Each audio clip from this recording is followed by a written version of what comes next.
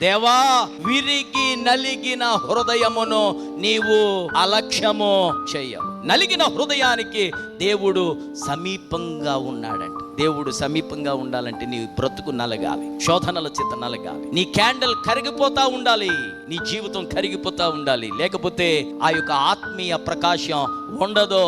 నీవు ప్రజ్వలింపలేవో, దేవుని కొరకు ప్రకాశించలేవో. ప్రకాశించాలంటే నువ్వు కరగడం మొదలు పెట్టాలి. కొంతమంది కష్టాలు రాకూడదు, ఇబ్బందులు రాకూడదు, ఇరుకులు రాకూడదు, శోధనలు రాకూడదు, తెగుళ్ళు రాకూడదు, పూలబాట మీద నడవాలి. ఈ అల్ప జీవిత యాత్రలో వందలాది మంది సేవకులను తరబీదు చేశారు. ఏవేవో ఆశించి వచ్చిన వాళ్ళు నిరాశతో ఆశ నిరాశయే అని పాడుకుంటూ వెళ్ళిపోయారు. అలాగ వెళ్ళిపోయిన వారు అనేక మంది. అయితే నలుగొట్టబడిన అనుభవం ఉన్నవారు మాత్రం నన్ను విడిచిపోలేదు. దేవుడు వారిని ఆశీర్వదిస్తున్నాడు, మిమ్మల్ని ఆశీర్వదిస్తున్నాడు, నన్ను ఆశీర్వదిస్తున్నాడు, మనల్ని క్రీస్తులో ఆశీర్వదిస్తా ఉన్నాడు.